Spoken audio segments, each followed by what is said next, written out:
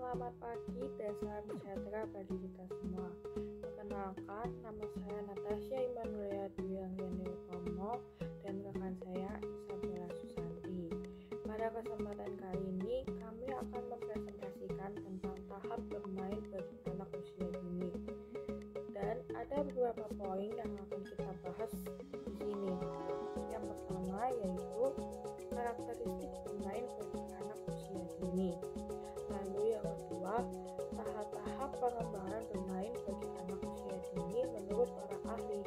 Yang pertama, menurut Jean Piaget. Lalu yang kedua, menurut Harlow. Lalu yang ketiga, menurut Milton Friedman. Dan yang keempat, menurut Eisenberger. Lalu poin yang terakhir, yang ketiga, yaitu faktor yang mempengaruhi bermain bagi anak usia dini.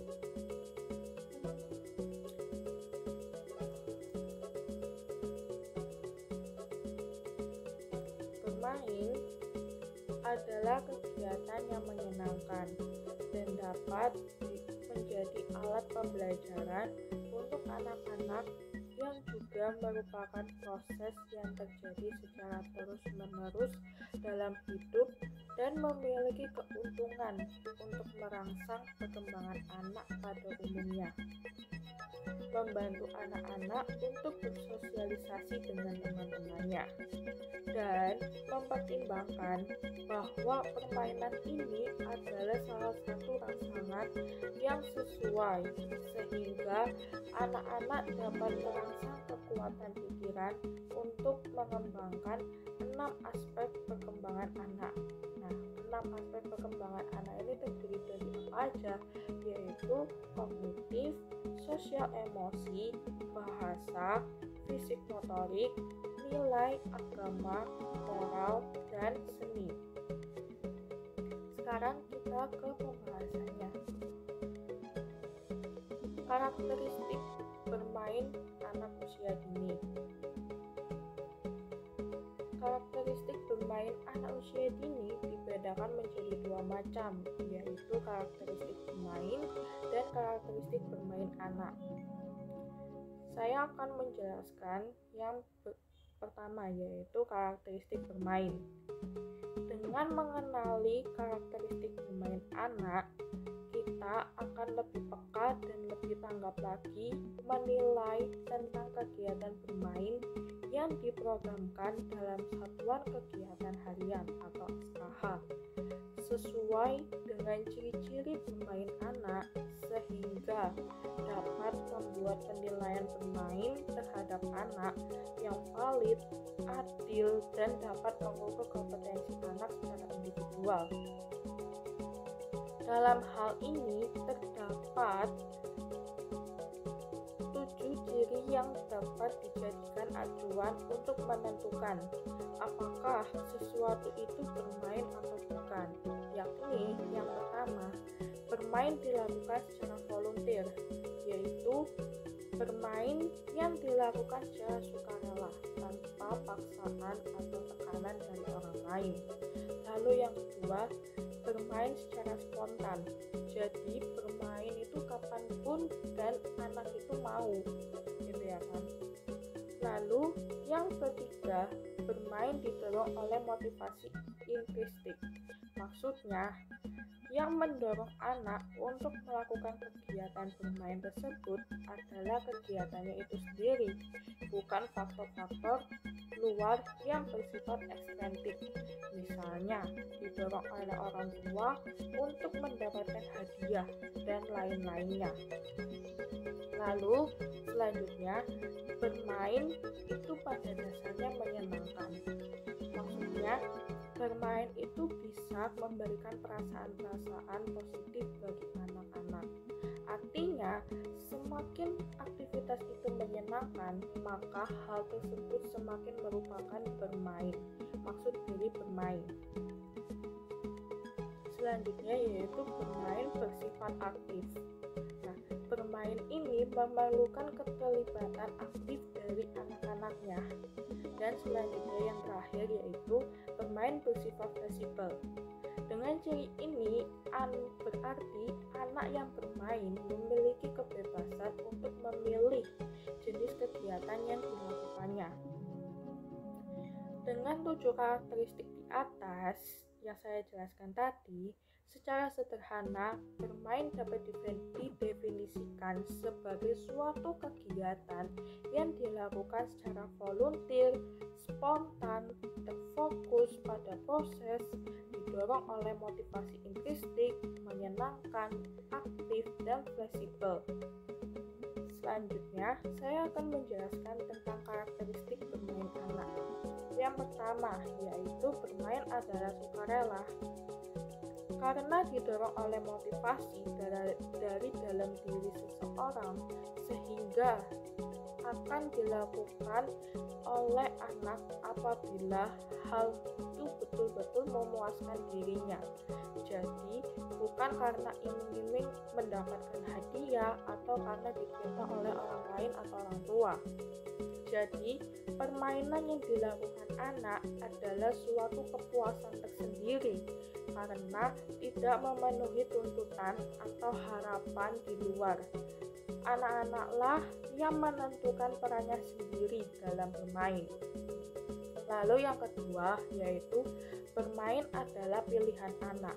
Maksudnya adalah anak-anak secara bebas, sehingga apabila seorang anak dipaksa untuk bermain, sekalipun mungkin dilakukan dengan cara yang halus, maka aktivitas itu bukan merupakan aktivitas dan bukan lagi kegiatan bermain atau biasa disebut non-play. Dan yang ketiga, yaitu bermain adalah permainan yang menyenangkan. Anak-anak merasa gembira dan bahagia melakukan aktivitas bermain tersebut, bukan malah menjadi tegang atau stres. Bermain yang menyenangkan merupakan syarat mutlak dalam melakukan kegiatan di taman kanak-kanak. Lalu yang terakhir, bermain adalah simbolik. Melalui kegiatan bermain, anak akan mampu menghubungkan pengalaman mereka dengan kenyataan sekarang. Misalnya, berpura-pura menjadi orang lain, anak-anak akan bertingkah laku seperti yang diperankannya. Terima kasih Natasha atas waktu dan kesempatan yang diberikan kepada saya. Selamat pagi Bu Ros dan teman-teman. Izinkan saya melanjutkan presentasi mengenai tahap-tahap pengembangan bermain. Perkembangan bermain anak tidak sama antara satu dengan yang lain. Perbedaan ini dapat dipengaruhi oleh beberapa faktor, sebagaimana telah disebut di atas. Namun, untuk tahap-tahap perkembangan bermain anak, bisa diidentifikasi melalui usia bermain anak. Artinya, tingkat usia anak sangat mempengaruhi tahapan perkembangan bermain anak. Banyak tokoh yang mengungkapkan mengenai perkembangan bermain ini, yaitu yang pertama menurut Jean Piaget, yang kedua Harlock, yang ketiga Mildred Barton, dan yang keempat Steisenberger. Lalu selanjutnya kita akan bahas tentang tahap-tahap pengembangan bermain menurut Jean Piaget. Tahap-tahap pengembangan bermain menurut Jean Piaget ada 4. Yang pertama, sensori motor, yang kedua, praoperasional, yang ketiga, operasional konkret, dan yang keempat, formal operasional.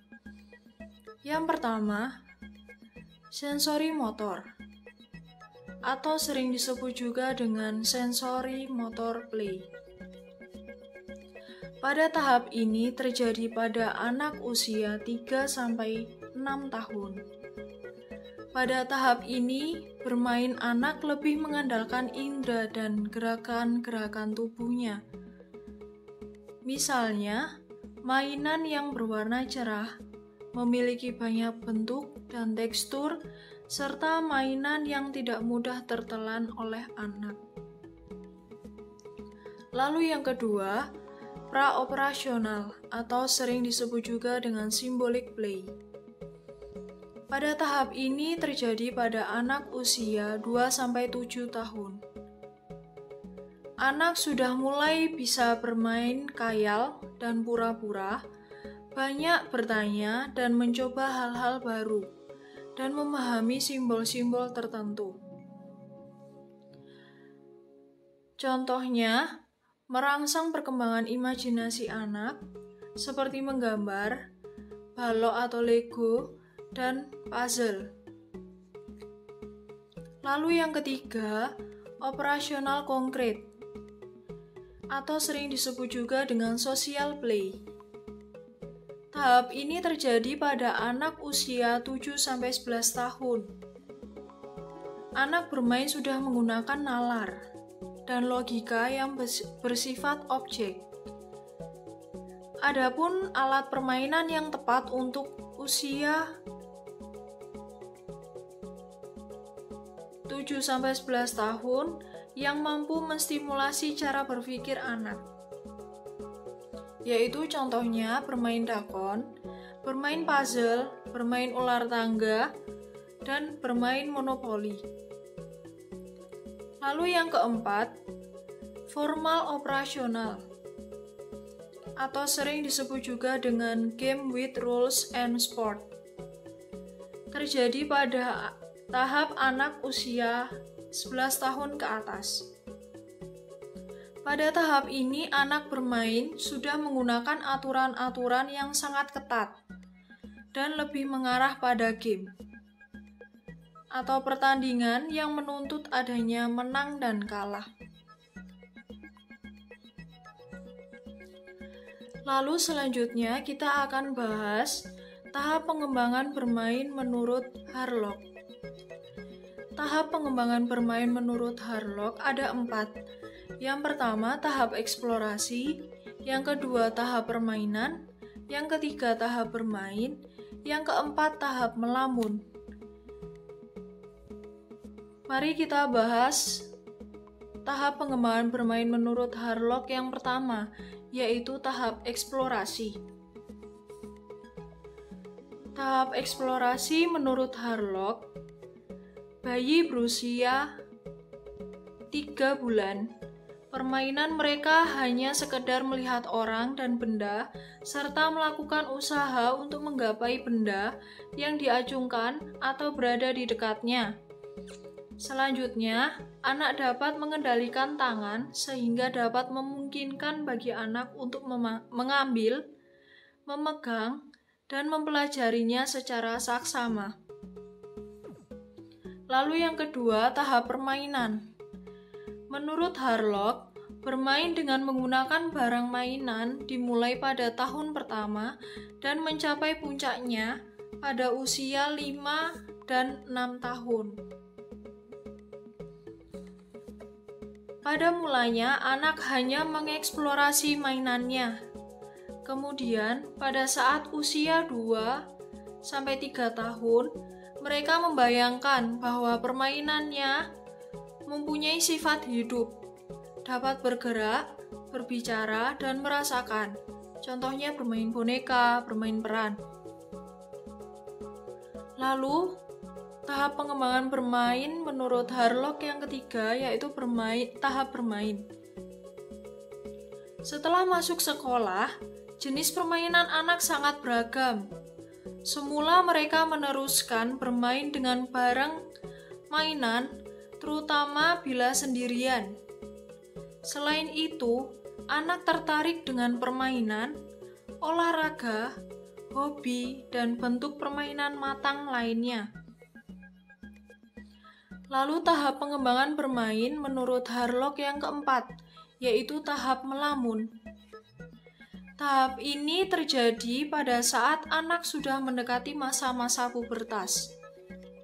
Anak sudah mulai kehilangan minat dalam permainan yang sebelumnya disenangi dan banyak menghabiskan waktunya dengan melamun. Contohnya memikirkan keadaan dirinya dengan perlakuan orang lain. Lalu selanjutnya tahap pengembangan bermain menurut Mildred Parton. Tahap pengembangan bermain menurut Mildred Parton ada 6. Yang pertama, unoccupied play, yang kedua solitary play, yang ketiga onlooker play, yang keempat parallel play, yang kelima associative play, yang keenam cooperative play. Lalu kita akan bahas yang pertama, yaitu unoccupied play, atau sering disebut juga dengan tidak menetap atau peduli.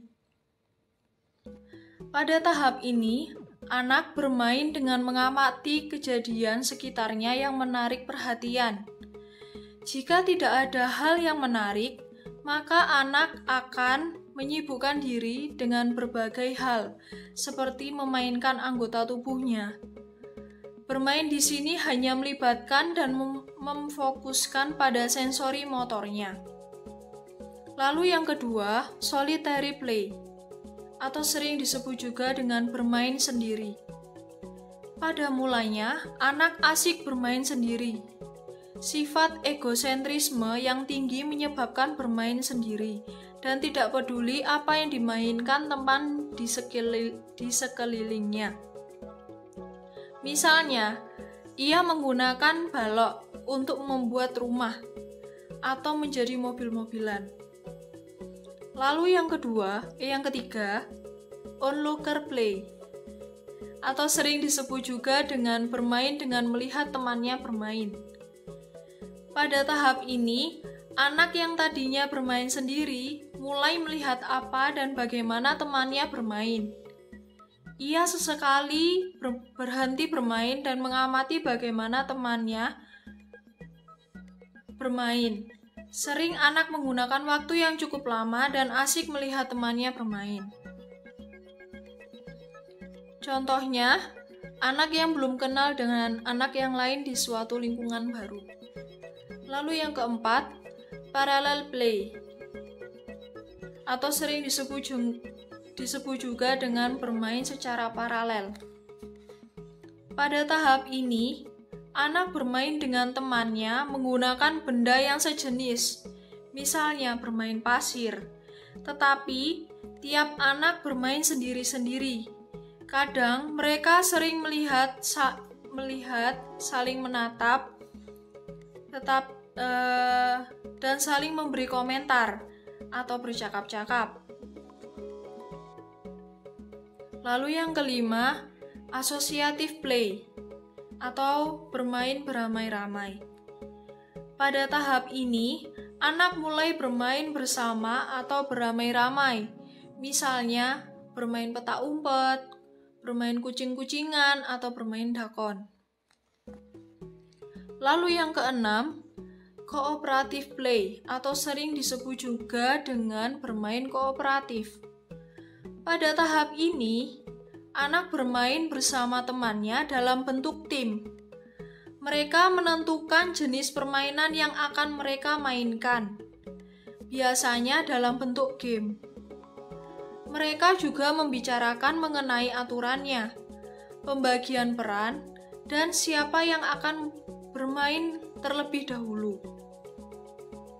Permainan jenis ini menunjukkan bahwa anak telah memiliki kemampuan sosial, misalnya bermain sepak bola, bermain gobak sodor, dan bermain peran. Lalu selanjutnya kita akan bahas tahap pengembangan bermain menurut Steensenberger. Tahap perkembangan bermain menurut Steensenberger yaitu ada 5 tahap. Yang pertama, sensori motor. Yang kedua, mastery play. Yang ketiga, rock and tumble play. Yang keempat, social play. Dan yang kelima, dramatic play. Mari kita bahas tahap pengembangan bermain menurut Steensenberger. Yang pertama, yaitu sensori motor. Tahap ini terjadi pada anak usia 0-5 bulan. Kegiatan bermain anak lebih mengandalkan pada indera dan gerakan-gerakan tubuh. Perkembangan bermain pada tahap ini sama seperti yang dikemukakan oleh Jean Piaget. akan tetapi hanya dibatasi sampai usia 5 bulan. Lalu yang kedua, tahap pengembangan bermain menurut Steensenberger yang kedua yaitu Mystery Play. Pada tahap ini terjadi pada anak usia 6-24 bulan. Kegiatan bermain dimaksudkan untuk menguasai keterampilan-keterampilan tertentu yang melibatkan fungsi panca inderanya. Contohnya, bermain mengelompokkan gambar. Lalu yang ketiga, tahap pengembangan bermain menurut Steensenberger yaitu Rock and Tumble Play. Tahapan ini terjadi ketika anak sudah mulai masuk usia 2 tahun. Kegiatan permainannya itu berupa bermain kasar. Maksudnya bermain kasar itu bermain yang lebih banyak melibatkan motorik kasarnya, seperti bermain ayunan, bermain jungkitan, dan titian. Lalu yang keempat, tahap pengembangan bermain menurut Steensenberger yang keempat yaitu social play. Pada tahap ini terjadi pada anak yang masuk usia 3 tahun. Kegiatan bermain sudah mulai melibatkan teman sebaya dan lingkungan sekitarnya. Anak bermain secara bersama-sama dengan anak yang lain, misalnya bermain sepak bola, bermain peta umpet, dan kejar-kejaran. Lalu, yang kelima,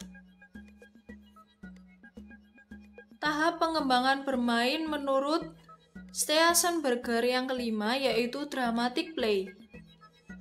Tahap ini terjadi pada anak usia 4 tahun. Kegiatan permainannya berupa bermain peran atau khayal. Dalam hal ini, anak biasanya bermain dokter-dokteran, pasar-pasaran, dan meniru tokoh-tokoh superhero yang menjadi kesukaannya. Lalu selanjutnya akan dijelaskan oleh rekan saya, Natasha. Selanjutnya yaitu ada faktor yang mempengaruhi bermain bagi anak usia dini. Ada beberapa faktor yang mempengaruhi bermain anak usia dini. Faktor-faktor ini sangat menentukan terhadap jenis permainan yang akan dipilih oleh anak. Sebagai contoh, anak laki-laki tentu akan berbeda bentuk permainannya dibandingkan dengan anak perempuan. Faktor-faktor yang mempengaruhi bermain itu apa aja sih? Nah, yang pertama yaitu ada kesehatan. Semakin anak sehat, semakin banyak energi untuk bermain aktif. Sebaliknya, anak yang sakit-sakitan atau memiliki tenaga yang lemah akan lebih menyukai bermain pasif, seperti hiburan. Lalu yang kedua, perkembangan motorik. Permainan anak pada setiap usia melibatkan koordinasi motorik. Apa saja yang dilakukan dalam waktu bermain anak tergantung pada perkembangan motorik mereka.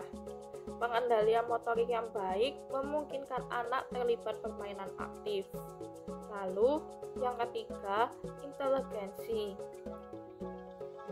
Pada saat usia, anak yang lebih pandai dibandingkan anak yang kurang pandai, dan permainan mereka lebih menunjukkan kecerdikan. Anak yang pandai menunjukkan keseimbangan perhatian bermain yang lebih besar, termasuk menyeimbangkan faktor fisik dan intelektual yang nyata. Selanjutnya, yaitu ada jenis kelamin. Anak laki-laki kecenderungannya bermain kasar dibandingkan dengan anak perempuan dan lebih menyukai permainan yang melibatkan fisik motorik mereka. Pada masa awal kanak-kanakan, anak laki-laki menunjukkan perhatian pada berbagai jenis permainan yang lebih banyak daripada anak perempuan.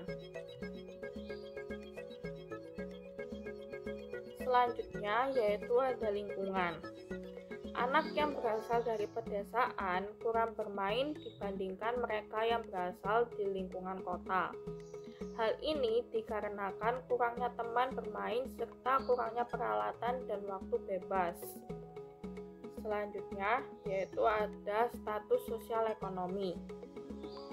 Anak yang berasal dari kelompok sosial ekonomi yang lebih tinggi menyukai kegiatan yang lebih mahal seperti lomba atletik, bermain sepatu roda, dan ada pun juga mereka yang berasal dari kalangan bawah. Terlihat bermain dalam kegiatan yang tidak mahal atau sederhana, seperti bermain bola dan berenang. Kemudian ada jumlah waktu bebas. Jumlah waktu bermain sangat tergantung pada status ekonomi keluarga.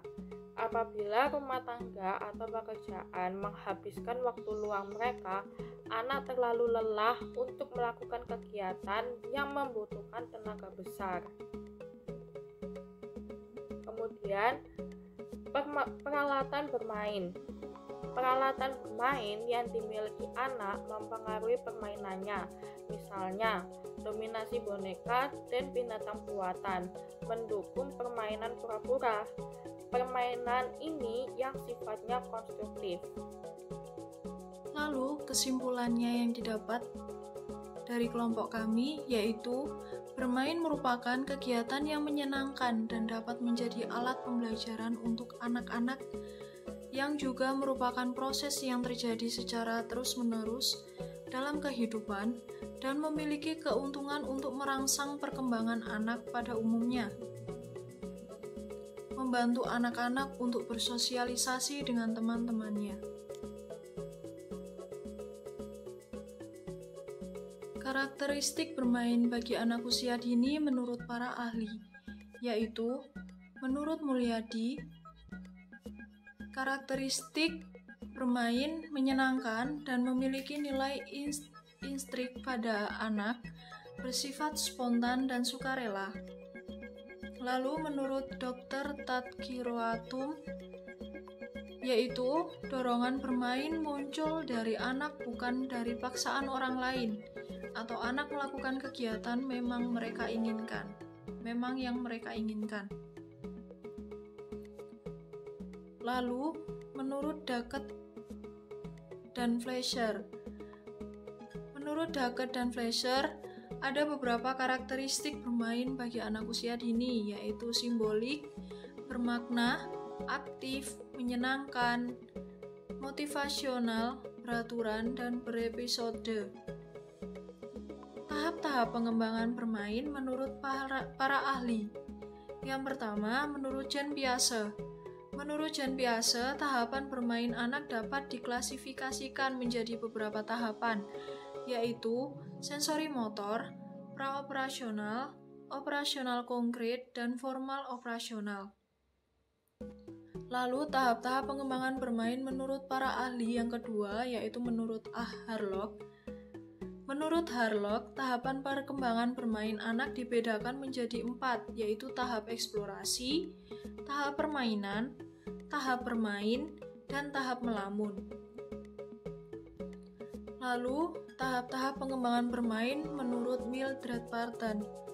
Menurut Mildred Parton, tahapan perkembangan bermain anak yang dimaksud dapat diklasifikasikan sebagai berikut. Yang pertama, unoccupied play, solitary play, onlooker play, parallel play, associative play, dan cooperative play. Lalu, tahap-tahap pengembangan bermain menurut Steensenberger. Menurut Steensenberger, tahapan perkembangan bermain anak dibedakan menjadi 5 tahap. Di antaranya, sensori motor, mastery play, rock and tumble play, social play, dan dramatic play. Faktor-faktor yang mempengaruhi bermain bagi anak usia dini yaitu kesehatan, perkembangan motorik, intelijensi, jenis kelamin, lingkungan, status, sosial ekonomi, jumlah waktu bebas, dan peralatan bermain. Berikut saran akan disampaikan oleh Natasha. saran dari materi kami yaitu sebagai pendidik kita harus membantu anak usia dini berkembang dengan berbagai permainan yang edukatif namun tetap menyenangkan. Dalam bermain, anak tidak perlu ditargetkan atau dipaksa agar sesuai dengan tujuan akhir. Cukup melakukan prosesnya dengan baik dan anak akan senang melakukan permainan tersebut. Jika anak senang, maka guru pun akan senang. Anak belajar lewat bermain dan guru belajar membaca perkembangan setiap anak lewat permainan. Oleh karena itu, jadikan karakteristik bermain sebagai asesmen sebelum mencernakan kegiatan bermain untuk anak. Sekian dari presentasi, apabila kami ada kata salah, mohon dimaafkan. Selamat pagi dan salam sejahtera bagi kita semua.